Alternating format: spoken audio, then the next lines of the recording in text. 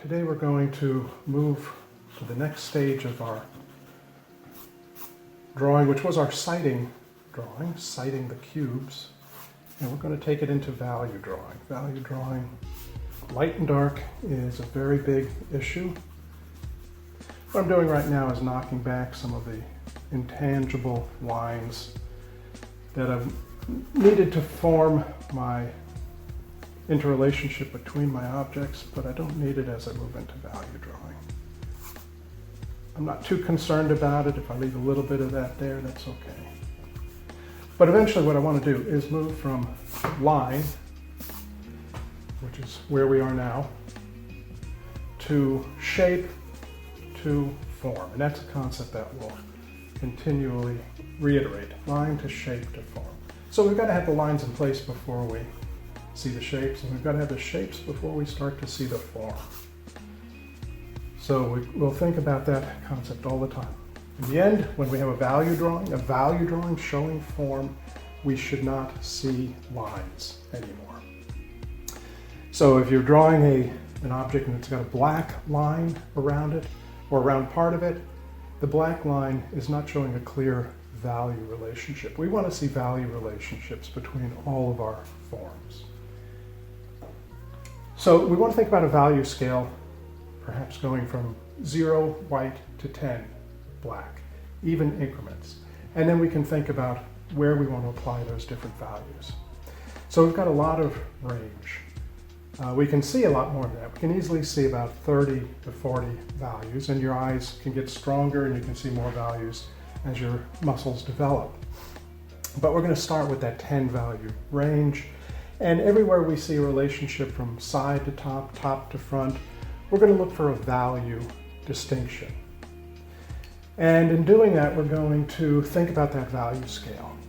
So is that darker than that? Yes. Okay, how much darker? That's maybe a 7, that's a 3. Okay. Rather than making it a black to white relationship, we want to make sure that we get the right kind of dark to light relationship. But really it's all about relativity.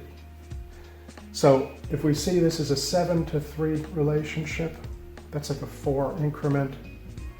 That's what's important. And whether we've got it as a 4 to or a 5 to 1 or a 7 to 4, that difference parallels what we see up here.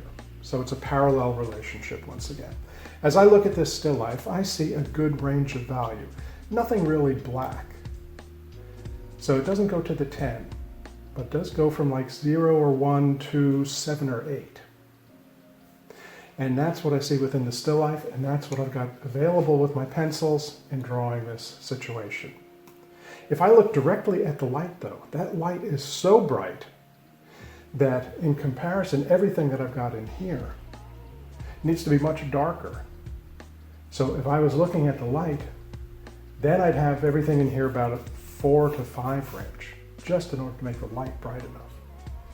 Since that's out of my picture, I can play with that whole range of 0 to 10 to mimic these relationships. One of the most important things to do in looking at value is to, again, close our eyes and just open one eye. But even more than that, when we're doing value drawing, we might want to close our eyes entirely and then just open up our dominant eye a little bit. And then what we'll see by squinting is clearer value relationships. So just letting limited light enter our eye, we see the big picture. And that's a really helpful device. In drawing this, I was looking through one eye. Now I'll actually be squinting with that one eye. So I see less, and that helps me to draw it better. Okay, I'm going to get started. We're going to go to a quickened drawing, and then we'll take a break at a certain point, and I'll show you what we're doing.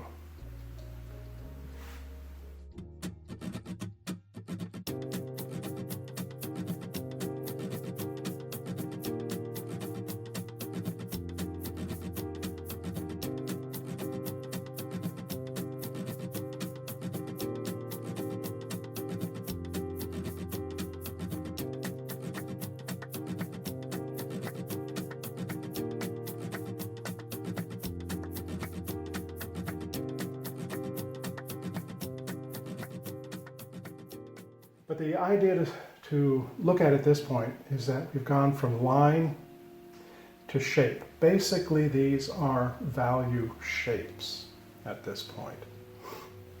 You'll probably see them as three-dimensional forms, and it looks like three-dimensional forms. But it's really kept pretty much flat shapes. If we're thinking about our 0 to 10 value scale, here's a 0, here's a 0, a 0.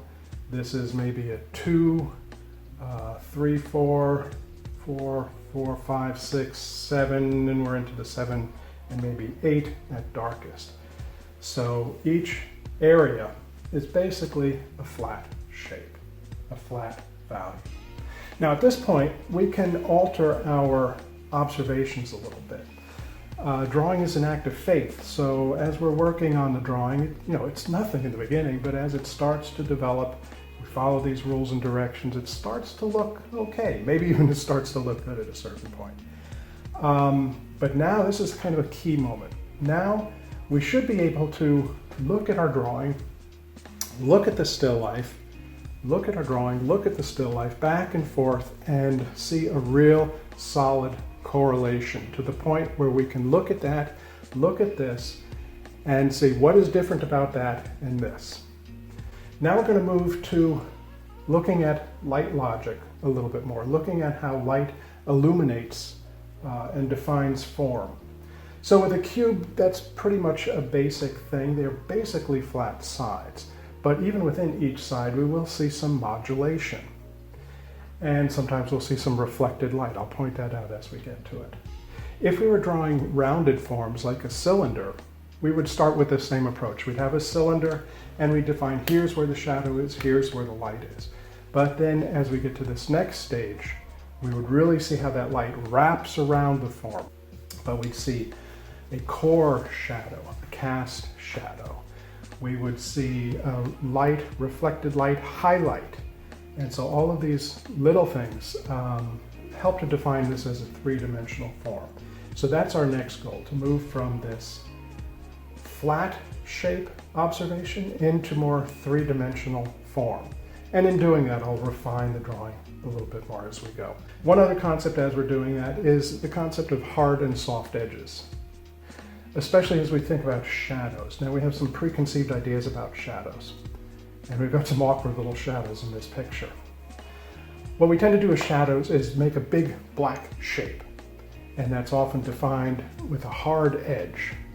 So what we want to look at is how shadows are crisp, perhaps when they're close to the object which is casting them, but then they get softer and softer. The further away they are from the form, the softer those shadow edges get. So when we want to define this as a cube, I want to sharpen up these edges. I want to define this as a shadow. It might be sharp here, but it's going to get soft here. It's going to be very soft up here. And defining hard and soft edges helps us to understand whether that thing is a real form or just illusory light effects. So that's one of the things that we'll be looking for.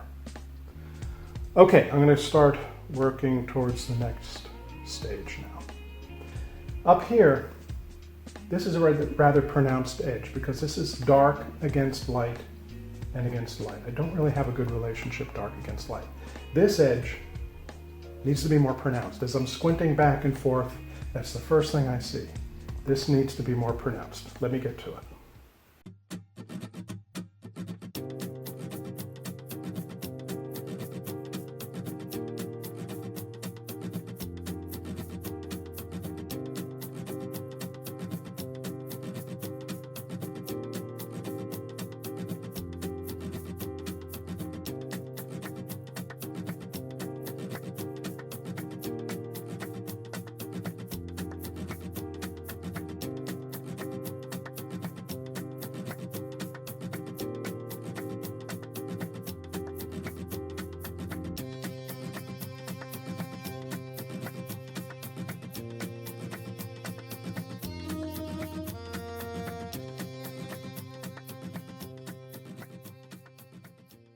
So what we have here is subtle modulation.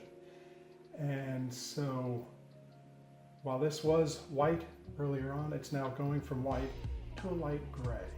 This was a flat value. Now I'm seeing reflected light from this light surface down into the tabletop, and that gives it a little bit more presence.